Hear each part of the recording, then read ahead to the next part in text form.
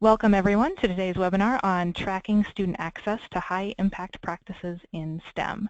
My name is Julia Michaels. I'm project manager at the Coalition of Urban Serving Universities and the Association of Public and Land-Grant Universities. We're going to get started in just a minute, but first I have a couple quick housekeeping items. All of you have joined the webinar in listen-only mode, which means that you are muted. However, we do want to hear all of your great questions, so please continue to send questions through the chat box in your dashboard. We'll have an audience Q&A at the end of the webinar, so just send your questions in at any time. We also have some handouts for this webinar, which are located in the handouts portion of your control panel. Those include the speaker bios as well as our report on increasing diversity in the biomedical and STEM workforce.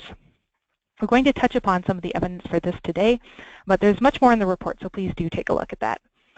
And finally, I would like to give a special thank you to our co-sponsoring organization for this webinar, the Association of American Colleges and Universities, and I'd also like to thank the National Institutes of Health, which provided support for the overall project. This webinar is part of a series that will run through June, and the purpose of the webinar series is to disseminate and engage around the findings from our most recent report on diversity in the biomedical research workforce, and you can learn more about that series on our upcoming events page at uuhealth.org. I'll now introduce Dr. Jennifer Danek. She is Senior Director for Urban Universities for Health, and she'll say a little bit more about this effort before we dive into the panel. Jennifer? Thank you, Julia. I also appreciate the opportunity to co-sponsor today's webinar with AAC&U. As Julia mentioned, this is part of a overall webinar series, and the purpose of the webinar series is to disseminate and discuss with a broader audience some of the findings from our most recent report on diversity in the biomedical research workforce that was funded by NIH. The report is available in the handout section on your control panel, and as Julia mentioned, you can find that report and more information about the webinar series on our website, uuhealth.org. The report that we're discussing today was developed by APLU and USU in a partnership with the Association of American Medical Colleges, which has been a partner with us for several years in an effort called Urban Universities for Health.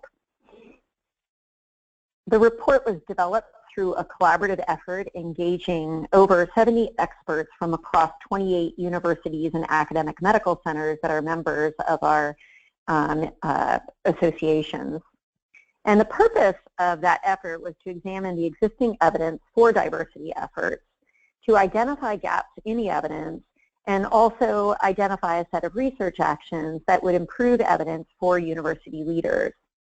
The groups focused on 4 specific areas.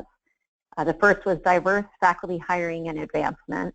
The second area was leadership, organizational change, and climate. The third was diverse student success, which is the one that we will be talking about today. And the fourth was around recruitment and admissions. Today's webinar will focus on one of the areas that were highlighted in the report as an area where further research is needed, specifically high impact practices for undergraduate student success in STEM fields. One of the conclusions from the report is that we do know a lot about what helps students succeed, these practices that we call high impact, but universities lack the ability to track student access to these practices, particularly those that are applied beyond the classroom, for example, undergraduate research and internships. There's also some evidence suggesting that non-traditional students, for example, underrepresented minority students, first-generation students, or students that may be commuters on our campuses, may be less likely to participate and benefit from these practices. So one of the areas that was highlighted for further research is particularly to understand how students are accessing these experiences, particularly so that universities can better understand and encourage students to participate in high-impact practices, understand the quality of those practices, and also better track outcomes from particular learning experiences that students have that will improve success on our campuses. So with that, I would like to introduce Dr. Tia Brown McNair, who is the Vice President of the Office of Diversity, Equity, and Student Success at the Association of American Colleges and Universities, who will talk a little bit more about the evidence before our other speakers will be talking about how universities are going about tracking students' access to high-impact practices. Great. Thank you so much, Jen. And just to say that AAC&U is proud to be co-sponsoring this workshop, this webinar with you this afternoon. So thank you, Jen and Julia, for reaching out to us to do this collaboration. We appreciate it. I am very pleased to be here to share with you for a few minutes the evidence that we have on high-impact practices, and then I'm going to turn it over to my colleagues so that they can give you an institutional perspective. When we have the conversation about high-impact practices, one of the things that we want to focus on is looking at how high-impact practices are linked to student success.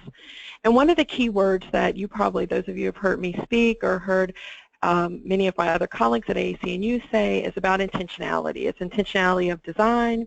It's intentionality about who has access to the high-impact practices. And we want everyone to know that we understand that many campuses have been engaged with high-impact practices before they were even called high-impact practices, before we named them that with our colleague George Koo at NSSE. And that the point of the intentionality piece is for us to tie student participation and student access to high-impact practices to their achievement of outcomes. For us at AAC&U, we pay particular attention to student achievement of the learning outcomes. And when we say intentionality, we also want to focus on making sure that it's not just isolated pockets of high-impact practices in the curricular or co-curricular, that there is a coherence of high-impact practices across the student's educational experience. So here are some of the critical questions that we ask from a national perspective on high-impact practices and when we work with our institutions. How can high-impact practices help students become intentional learners? What do you want to accomplish as an institution by focusing on the design and development of high-impact practices? What are your defined outcomes as they relate to high-impact practices? And that could be things for, like I said earlier, from the achievement of learning outcomes, but also the achievement of completion, higher completion rates, retention rates. And we also are asking the question, what hits actually exist on your campus or in your program? That is a key question because, as I said earlier, many campuses have been engaged with what we call high-impact practices for many years, but they have not had the intentionality of design with those high-impact practices. In other words, they don't have a strong institutional tracking model to say, well, we know for a fact that these particular high-impact practices are being made available to all students across a large spectrum. So we want to move it from isolation. And then we also want to ask the question of, what do you know about who participates and who has access and who doesn't? Those are some of the key questions that we've been asking for several years. Many of you may have seen this. It's in our new book on becoming a student-ready college, but it's also something that we've been sharing at our Summer Institute on high-impact practices and student success. It is about the intentionality of them. It's in the intentionality of selection, which ones are going to be the best ones for your students and to fit your institutional context. How do you design them with the quality elements? And again, the question about access. Part of this, as I said before, is about having defined learning outcomes tied to those high-impact practices, and then figuring out the evidence that is going to show whether or not students who participated in those high-impact practices are demonstrating the outcomes that you've defined, whether they're learning outcomes, graduation or completion rates, or retention rates in certain courses, many of the things that you define as an institution for student success. And then we ask the question about equity. Are we ensuring that all students are having access to the high-impact practices that we know are tied to increased learning gains for them? Are we disaggregating data? Are we making sure that the high-impact practices are integrated across the student's entire educational experience, both in the classroom and outside of the classroom? So what makes a practice high impact? And you'll hear this discussed from my colleagues later on as they talk about the particular areas of high impact practices that they are embedding in their particular institutions. Here are the 8 key elements that George Koo and Ken O'Donnell identified in the 2013 publication, Ensuring Quality and Taking High Impact Practices to Scale. We have performance expectations that are set at high levels. significant investment of time and effort over an extended period of time, interactions with faculty and peers about substantive matters, experiences with diversity, frequent, timely, and constructive feedback, structured opportunities to reflect and integrate the learning, and opportunities to discover relevance and learning through real-world application, and then a public demonstration of competence. We're not saying that you have to have all of these elements in every single high-impact practice, but from the research from NSSE and many other institutions that have been focused on the intentionality design of high-impact practices, these are some of the key elements that have emerged as quality pieces. So if you look at the latest report from NSSE, well, one of the latest reports from NSSE, this is the institutional report, the 2016 one, we know that 60% of first-year students who were surveyed participate in one high-impact practice, and 77% of them participate in 2 or more. We also know from the same 537 institutions that are included in this study that 90% of NSSE seniors participate in one high-impact practice, with 68% of them participating in 2 or more, which shows that there's a significant number of students participating, well, as relates to these 537 institutions that are part of this report. But the question is, 1, what are the high-impact practices that they're participating in, and who's actually participating? So in the NSSE report, they show you by percentage how many of the students are participating in which types of high-impact practices. So you see the learning community over here for first-year students, service learning, and research with faculty. Then if you look at what the seniors are participating, you see learning community at 27%, research with faculty at 23%, and internship or field experience 51%, and culminating senior experience at 48%. My question to you is, what's the evidence for your particular campus? That would be one of the questions that I would ask of you. Do you know what the story is at your campus and for your students? We do know from the publication in 2013, our publication with Kuhn and O'Donnell that I've referenced earlier, that proportionally fewer first-generation students, Black and Hispanic students, and transfer students do research with faculty, with a faculty member, study abroad, or do an internship, or have a culminating senior experience that's based on NSSE evidence. And in the latest report that I've already referenced, you can see the breakdown by sex, by race, by age, and first generation, the percentages of students who are participating in various high-impact practices. We went ahead and circled the ones that we're highlighting today as part of the work that APLU has been doing with NIH. And you see the learning community, research with faculty. You can see here that by female and male, there's a low percentage rate. The highest one is service learning across the board for most of the disaggregated data that we have here. You can also look at it by race and ethnicity. Again, service learning has a high participation rate. But then you look when they become seniors, it evens out a little bit more, but service learning is still taken a priority as a top high-impact practice. Again, when you're asking by age, you can see that 4% of the traditional students, and then there's not enough for the this population to have a marker for the non-traditional students, but when you get to the seniors, you can actually see the difference. I think it's important for us to look at the data in this particular way and disaggregate who's participating and who's not, and to gather the evidence not just from a national perspective, but also from your institution, which I'm very happy to say that my colleagues this afternoon will show this evidence disaggregated for their campuses. So the question also that we ask here are, what are the effects of participation in certain high-impact practices, and what are the effects of participation in multiple high-impact experiences?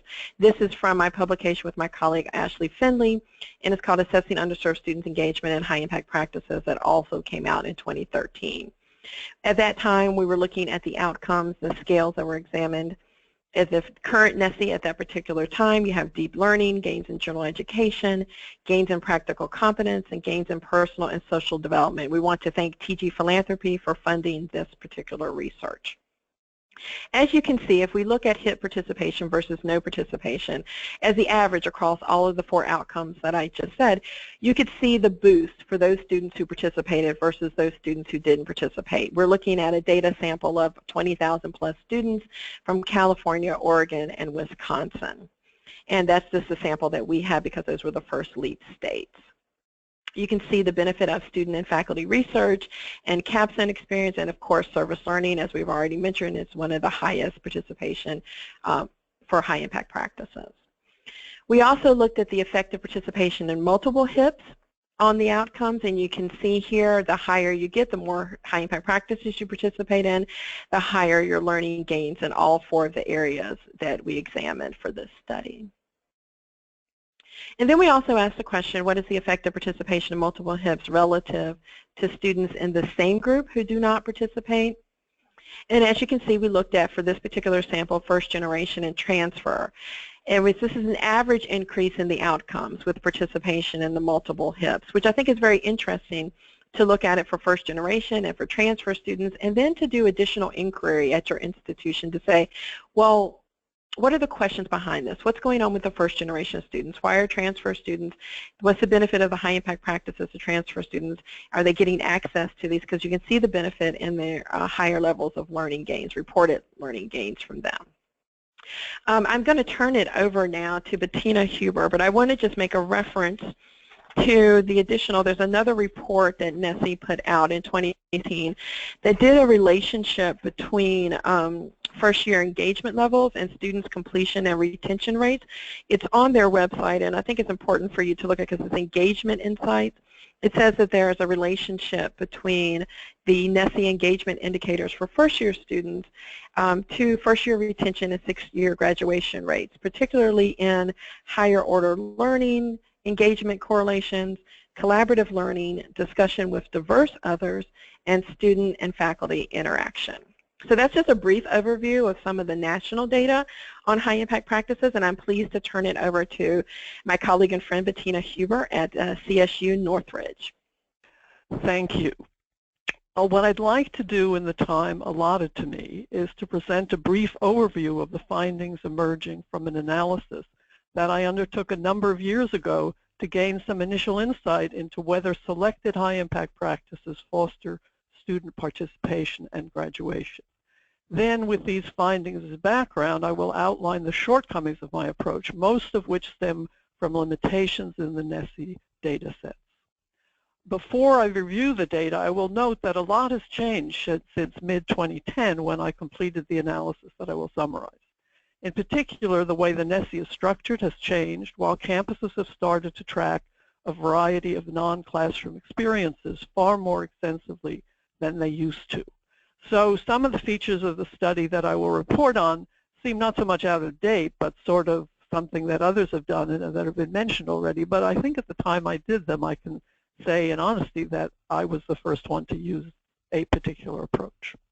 That said, the study I undertook early in 2010 grew out of discussion at a number of meetings convened as part of the AAC&U's Compass project that examined the value of high-impact practices, which at the time were not familiar to most of us.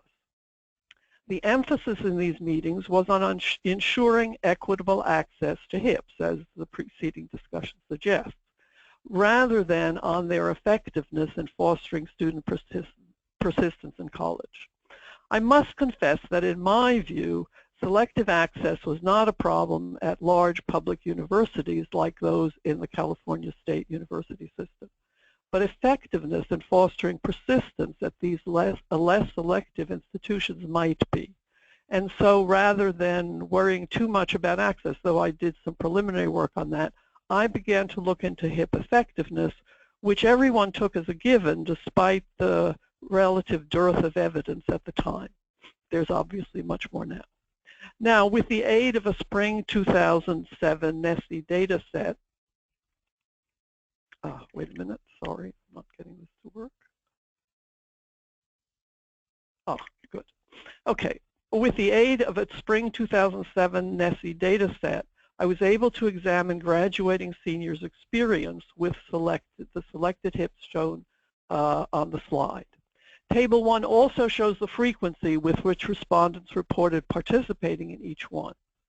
Even in the early days of this decade, the list of HIPs was more extensive than these 5, but I chose to focus on them because they had a common characteristic: encouraging the application of the college classroom's theoretical learning to practice in the real world. Of course, it didn't hurt that these hips were included in the NSSE. With the addition of selected campus data, I was able to examine the effect of participation in any one of these hips on several measures of student persistence and success. And these included GPA at college exit, time to degree, and a measure of timely graduation, which I will not deal with today. Truth be told, my initial work with individual hips didn't yield much. Some appeared to modestly improve persistence, others did not. And it was these disappointing findings that led me to develop a new summary measure, a simple count of the number of distinct hip experiences the graduating seniors reported participating in during their college years. Thus, this new measure provided a means of assessing the cumulative impact of hip participation. And it is this measure that I'll focus on here as I have elsewhere. Table 2 shows the number of hips that respondents participated in. As you can see, 1/5 participated in none, about 3/5 participated in 1 or 2. Figures 1A and 1B suggest that hip participation enhances GPA at exit and reduces time to degree for respondents entering as first-time freshmen. Figure 1B also indicates that there may be too much of a good thing.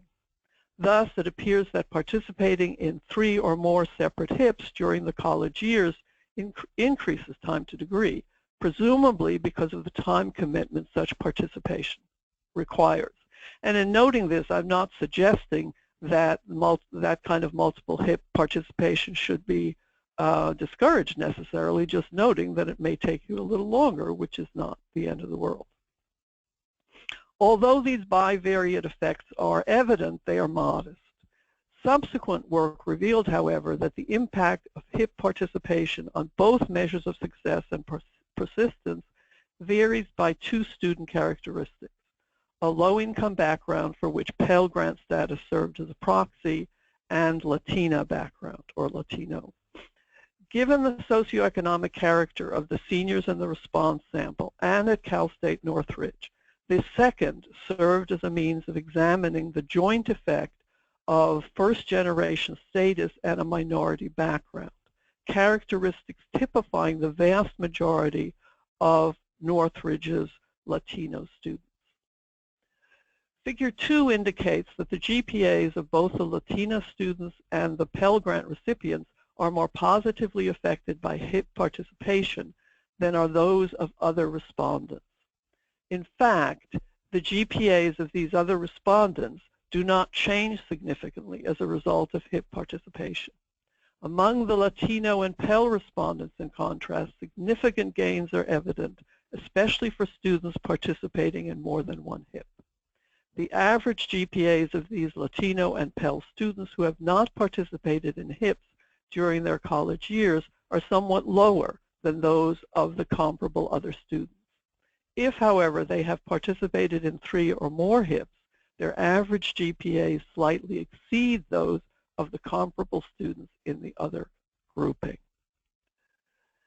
Figure 3 summarizes the effect of hip participation on the average time to degree of Latino and other respondents, all of whom entered CSUN as first-time freshmen. I haven't shown Pell Grant status here because it has very little differentiating impact on this measure.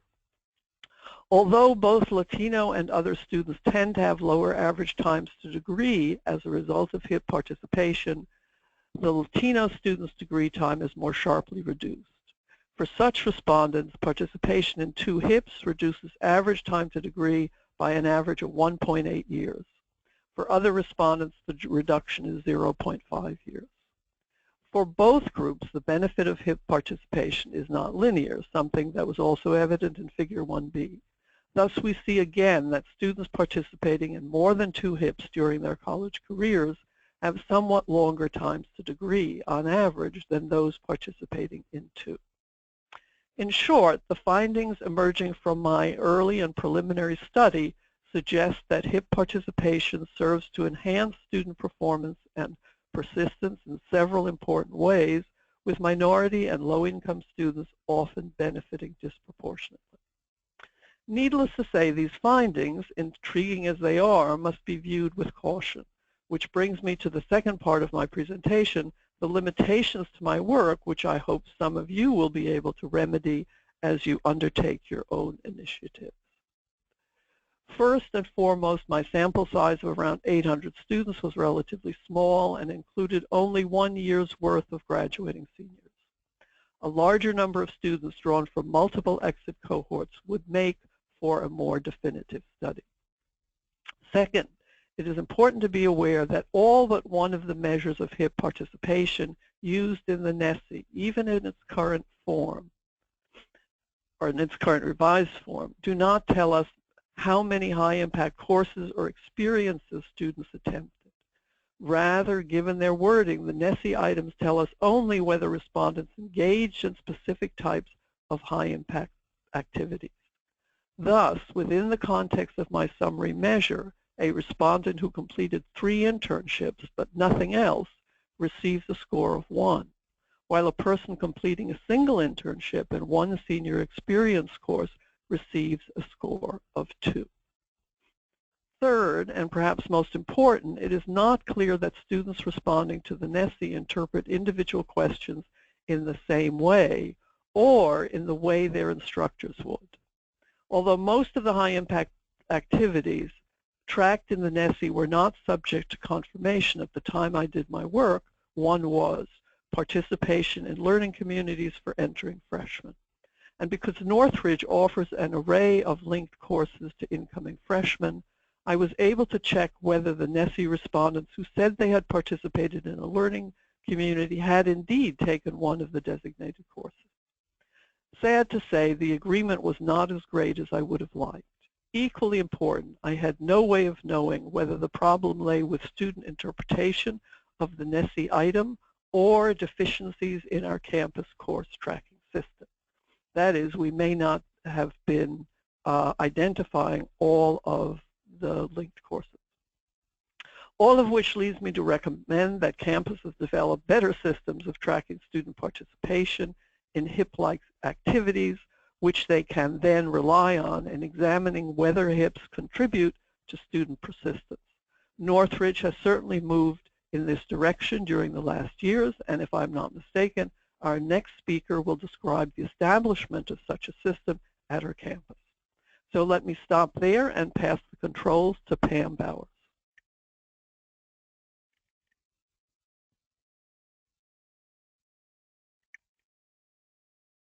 Thank you. I'm glad to be here with you all this afternoon. My role at the University of South Carolina is to lead assessment efforts. Trying to get the clicker to work here. Here we go. My role at the University of South Carolina is to lead assessment efforts for the Division of Student Affairs and Academic Support with the usual assessment goals of achieving continuous data-driven improvement and providing evidence of the impact of support and enrichment programs on student success. Well, I just lost the slides. Okay, here we go. Sorry about that. Beyond the Classroom Matters is a system we've developed we're implementing for incorporating records of student involvement in support and enrichment programs into our institutional data for our assessment purposes of improvement, transparency, and accountability. And this system is based on the premise that student learning and success in college is often affected by what students do or don't do outside the classroom, how they engage with campus resources. Many studies have been conducted to improve our understanding of the impact of student engagement, and research indicates that it can make a difference for student success. So this system is providing a means for us, we think, to engage and test these theories at scale on our campus to determine how engagement matters for our student success. As many universities do, we invest significant resources in providing a rich learning environment that includes programs to support each student's unique circumstances, as well as programs like high impact practices to enrich each student's educational experience. As the cost of attendance has increased, we've recognized that we need to do a better job of demonstrating the return on investment to the institution for providing these non-credit programs, usually non-credit, and return on investment to the student for engaging in these programs. So our strategy is to create a more comprehensive student educational record. And we are doing this by first cataloging key support and enrichment programs. So the video clip you're seeing shows our catalog, and the demo will click on a few elements of a catalog entry for undergraduate research so that you can see how the catalog works. And with this catalog, we are making the educational purpose and structure of each program visible, describing how we engage students to achieve that purpose, similar to how a course syllabus describes the intended learning outcomes for a course and the activities that students engage in to achieve those outcomes. And as mentioned earlier, we used many of these characteristics of high-impact practices to create a framework for our catalog descriptions. Our departments are asked to provide descriptive information that illustrates how the activity aligns with characteristics of high-impact practices. For example, what are the expectations for student involvement, and how are those expectations communicated to students? How and from whom do students receive feedback on their involvement in the activity?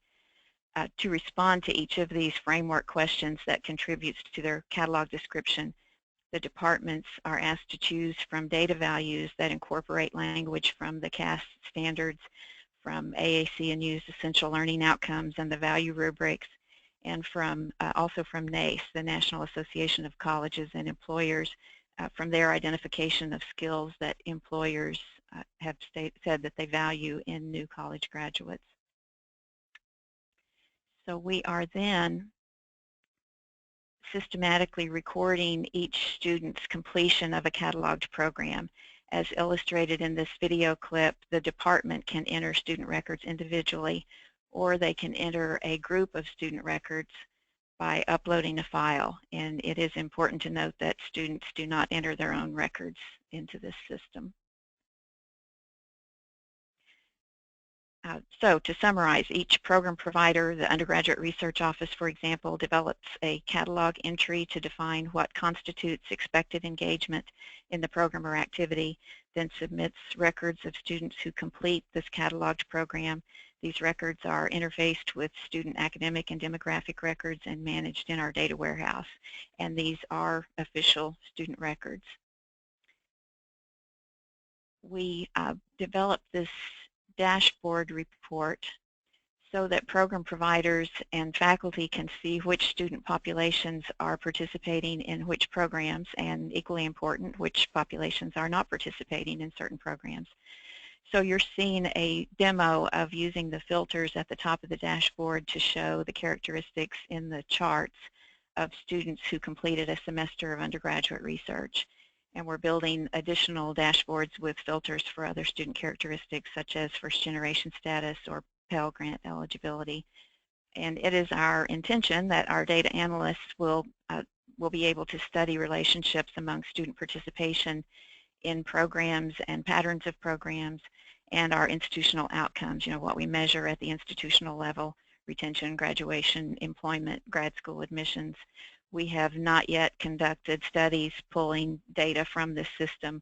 Our focus has been on building the system, but we have found that just being able to see student involvement through this dashboard is already causing our programs to think about the extent to which they are reaching their target populations and the implications of this. So we believe that this data set will make it possible for us to better understand the whole college experience, enabling better analysis of what works and for which students. We know that students drop out or slow down or, on the other hand, thrive for lots of reasons, which may or may not be academic. So this system helps us see the whole educational system that's producing the current outcomes for our students. And we plan to use this information to improve specific programs and even our range of program offerings accordingly.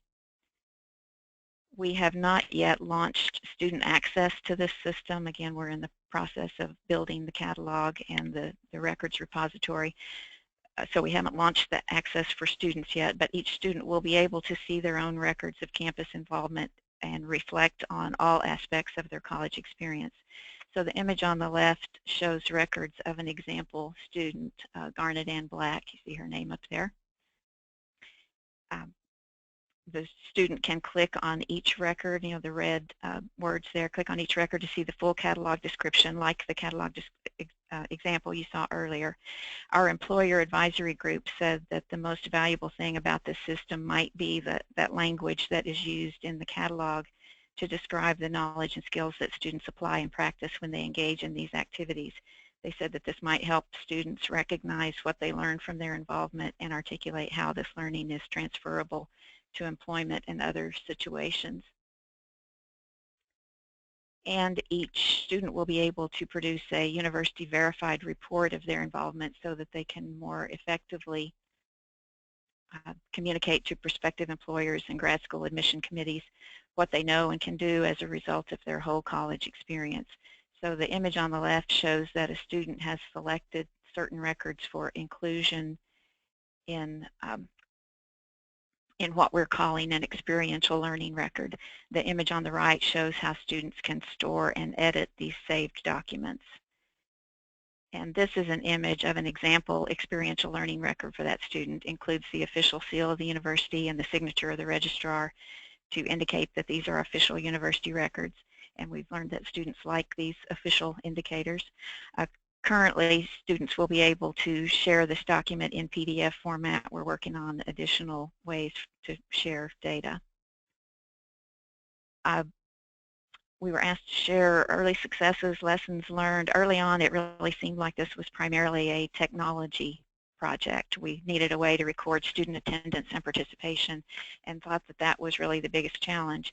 It really turns out that defining programs was more of a challenge because these programs usually don't produce credit hours or grades. They often have not been systematically defined in terms of educational purpose, content, delivery structure. They all have educational or developmental intentions, but have not stated these in a catalog or a syllabus. So moving to one system for capturing that information requires lots of conversations and support building. And it required developing a shared terminology. We all know what a course is or a degree program. These terms have shared meaning across the university already. But we discovered that we use more imprecise language to describe non-credit programs. A student activity might be called the same thing, but defined differently depending on the department engaging the student. For example, we found that we didn't have a standard definition of what constitutes undergraduate research, what's required, what's optional, how much time on task is enough to qualify for an official record. So in this webinar, we're discussing several activities that are identified as high-impact practices. Our thinking is that they're only high-impact practices if delivered well, of course. We found that working through this defining process for our catalog forces us to clarify and articulate both the educational purpose and our intentions for how we engage students to achieve the purpose. And just working through this process has led to several improvements in our programs as staff have had to carefully think through their intentions and program delivery. And finally, although it's not primarily a technology project, technology is critical to making it work. Isn't that true for about everything? In this case, it does require building an interface with our student information system, which turns out to be a pretty big effort that requires lots of coordination. And since these records over time have been kept primarily by individual departments rather than in a university system, over time lots of independent systems have evolved. And this is just a partial list. So this requires connecting and resolving multiple record-keeping systems. So I have given you lots of information. I'm going to stop there, and I'll be happy to try to answer questions. When we get to that part of the program, I'm going to turn it over to Kay Lund at this point. Thank you. Okay, well, thank you for inviting me to this, and certainly this has been informative to me. So I'm just going to give a brief summary of some programs and some resources at NIH that I think are relevant. I'm trying to move the slides. Yeah. So I think we all know that the NIH, I hope we know the NIH is committed to improving the diversity of the biomedical and physician scientists research workforce. Workforce composition affects quality and impact of biomedical research, health and health disparities, and universities like yours play a key role in recruiting and retaining scholars in these fields. Based on everything we've heard today, it's very clear that multiple factors impact success of students from underrepresented groups, and a multifaceted strategy is needed to maximize their success. The Division of Biomedical Research Workforce was set up in response to reports from working groups on biomedical research workforce and physician scientist workforce, and diversity is a top priority for the division.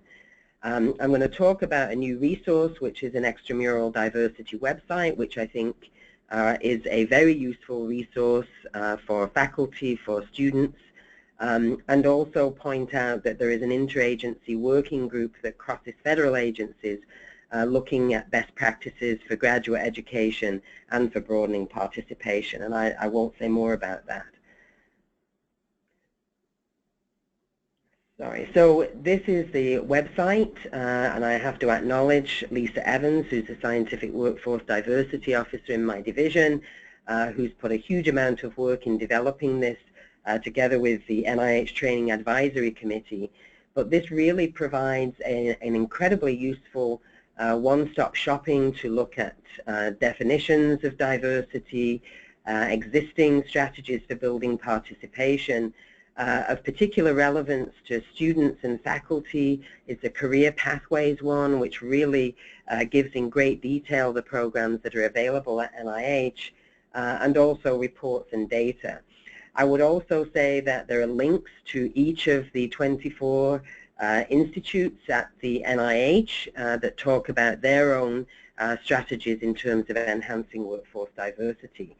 I've just provided this as part of the talk, but at the end I've also shown you some screenshots of the different regions, especially the Career Pathways one.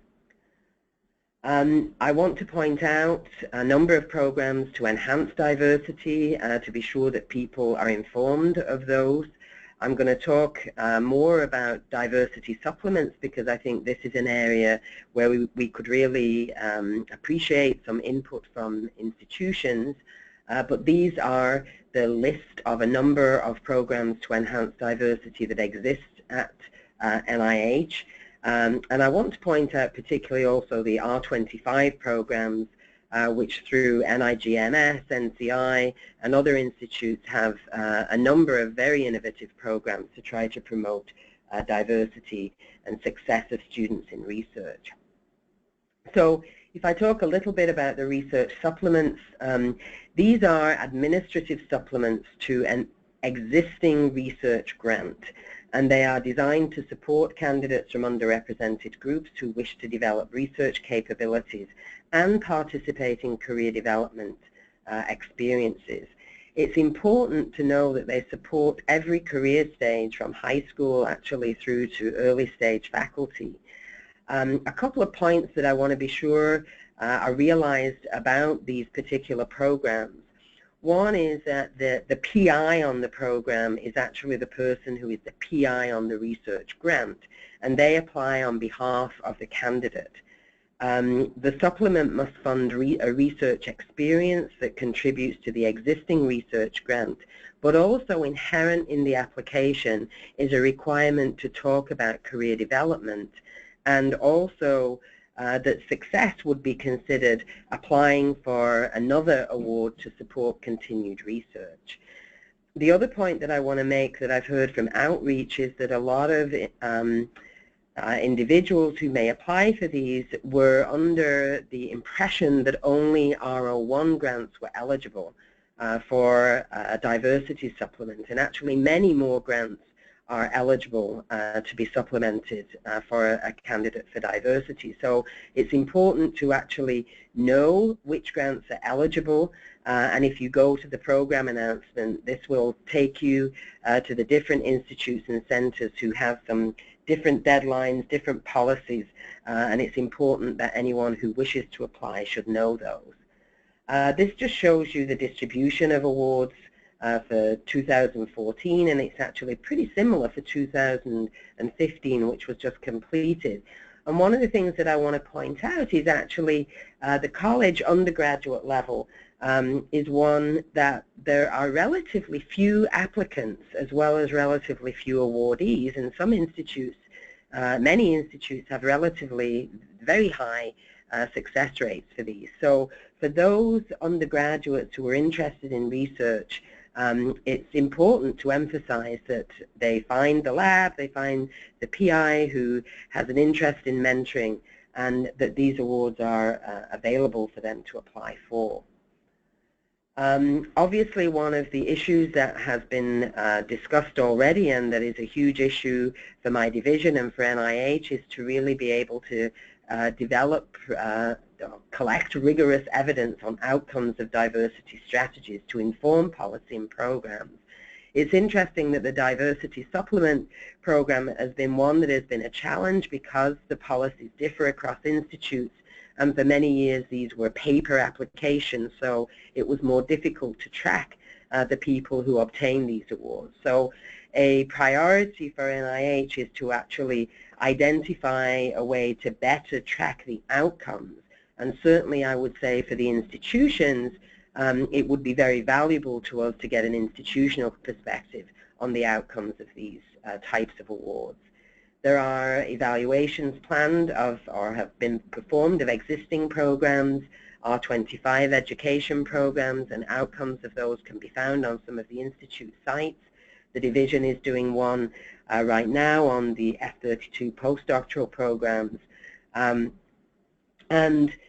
Partnerships between research and intensive universities and institutions serving historically underrepresented groups are also showing very positive outcomes in terms of bringing research into the classroom and also bringing students to research-intensive universities to undertake research.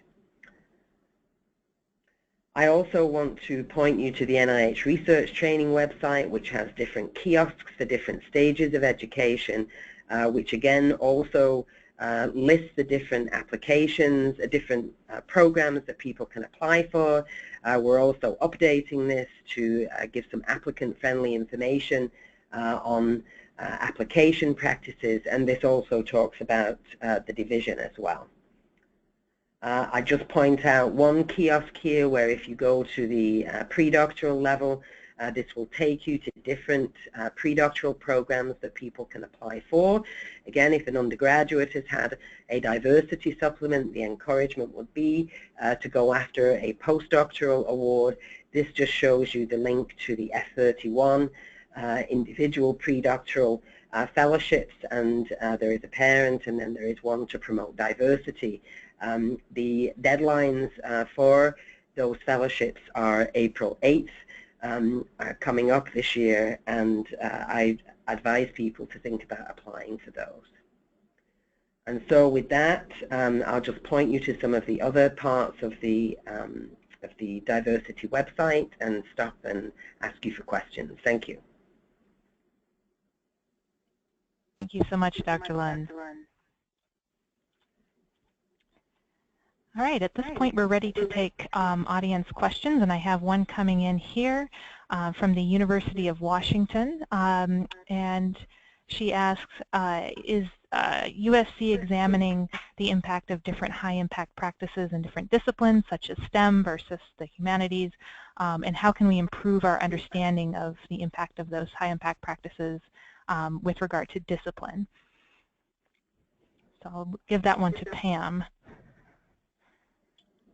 Well, thank you for your interest. What we are, as I said during the showing that dashboard, we're really in the process of building up the catalog and collecting the student records in the repository. We haven't gotten to the point yet of being able to conduct studies from the data collected in the repository yet. We're looking forward to doing that, and we are interested in those kinds of questions that you brought up.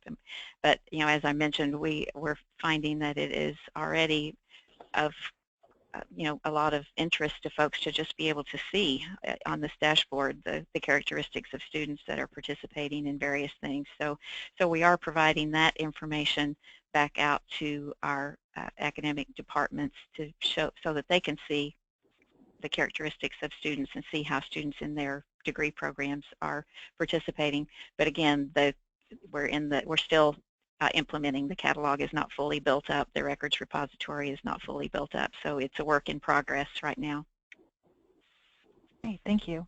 And Julia, to that, go ahead. Oh, I was going to comment, this is Jennifer Danek, that this was one of the questions that came up in the groups that were conducted with the experts across universities as well, which is understanding more evidence around the high impact practices specifically for STEM, and particularly one of the things the group called for was a national study potentially using NSSE data to look more specifically around impact in STEM as, and potentially doing that with institutional outcomes as well, and as well the amount that underrepresented students or non-traditional students are participating in these practices in STEM is another outstanding question. Yeah. So another question, and I think this is for Tia. So how are universities getting more underrepresented students to participate in these? You mentioned in your slideshow that there was a lower level of participation among minority students. Do you have any information about how universities can actually stimulate that and get more of them to participate? Yeah, sure. Thanks, Julia. One of the things that they're doing, as I mentioned earlier, is that they're asking the students the questions, what are the barriers and the obstacles for participating in high-impact practices? And based on the answers and the responses that they're getting from that, they are, like I mentioned before, intentionally figuring out ways for students who are underserved to gain greater access to high-impact practices. They are embedding them into their courses so that they're not things that are just outside of the courses. For example, if you're commuting, have a high commuting student population. They're also asking the questions about how do you embed these high-impact practices into assignment design, how do you embed it into the student activities that students are participating in. I mean, those are some really key questions that you should be asking, because if, for example, when you look at your institutional data, and unlike the story that Bettina shared with CSU where access wasn't an issue, but for some campuses it is, you have to really figure out what's causing students, what are the reasons why they're not able to participate. Some campuses, for example, even with study abroad, are looking at ways to provide additional funding or support for students who are traditionally underserved if study abroad is a high impact practice that they want to increase access to at their particular campuses. So all of these things are just really understanding your students' needs and their experiences and what are the barriers and the obstacles. That's a key first step, and then you move from there. And then looking at your policies and your practices and your procedures for how students gain access to high-impact practices, and then saying, okay, what can we do to help students gain greater access to those?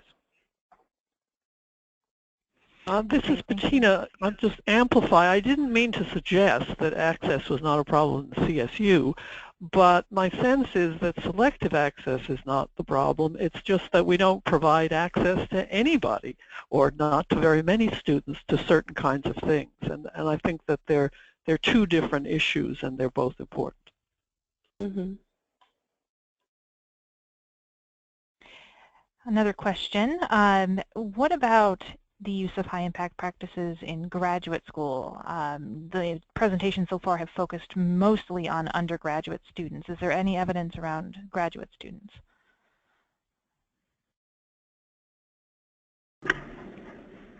I'm sorry, can you repeat the question? Is there any evidence that you know of for the use of high-impact practices among graduate students? The presentations that have been presented have been focusing on undergrads. Is there anything for grad students?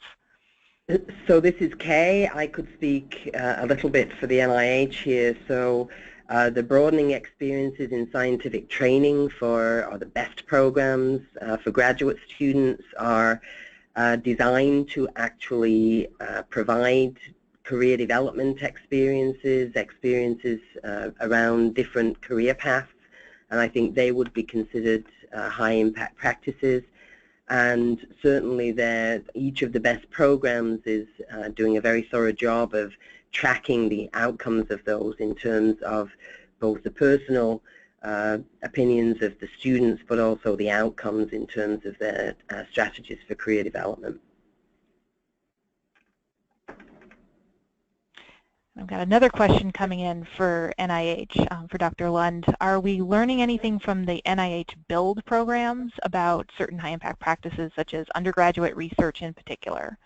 Oh, I think certainly we will learn a great deal. Those programs are actually sending in progress reports and interacting with NIH to give us feedback about the outcomes. I can't speak directly about those yet because they're still relatively early, but they are collecting a lot of data on the outcomes. So I think that's going to be a very rich resource. Great. Looking forward to seeing that. One question for Pam.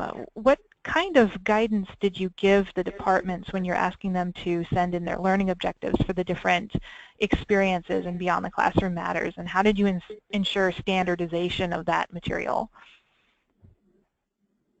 Well, we started by asking our units to carefully describe what students do in the activity, whether it's undergrad research or participating in a peer educator role. I mean, we're tracking lots of different things, not just what we traditionally think of as the high impact practices, but we ask them to say, you know, what's the educational purpose of the activity, what do students actually do. For example, our University Ambassador peer leader groups, you know, they give informational tours to prospective students and parents. So then the next question is, well, what knowledge and skills are students applying and practicing when they're engaged in this activity? So again, they choose from some predefined data values, and something they might choose for that activity is that students practice oral communication skills. And of course, you can imagine how they do that when they're giving these informational tours to students and parents. And another value that they might choose is sell or influence others using language from NACE.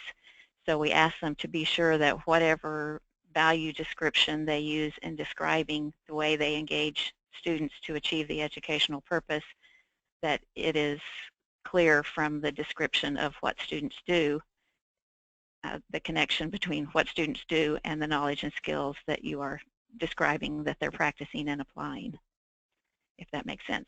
And then we had calibration sessions to ask, you know, we sit in a room together with some of our groups and say, okay, you chose this value term to describe what your students do, so what were you meaning when you described it in that way? And then, you know, compare that and kind of talk that through so that we all are using the same language to describe students doing similar activities. Great. Another question. We know in STEM fields that quality is a huge issue. For example, mentoring, the quality of mentoring. Are institutions doing anything, are your institutions doing anything to assess the quality of those types of experiences? And this is for anybody on the panel.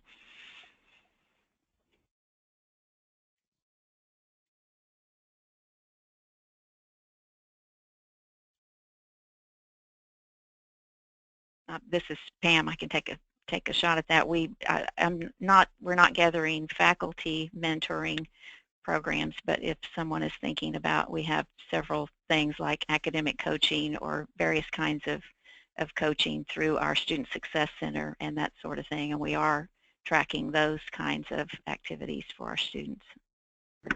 This is Kay.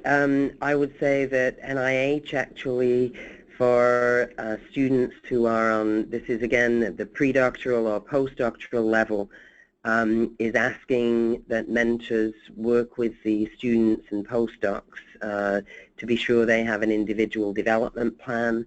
I would also say, just from experiences in extramural institutions, that a lot of institutions are now asking faculty to document some of their mentoring contributions as part of the annual evaluation. I don't think that that is at the level of collecting data yet, but I think there's certainly attention to it.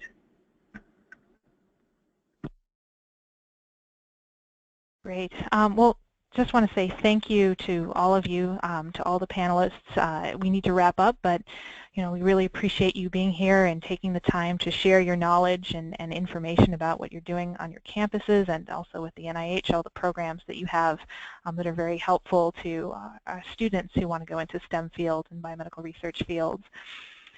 I'm going to provide just some quick information about our next webinar, which will be about supporting minority postdocs, and that'll be on Tuesday, April 18th from 1 to 2 p.m. Eastern Time. You can register on our website at uuhealth.org and let me know if you have any questions about the series. I'd be happy to help.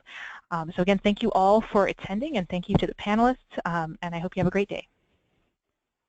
Thank you.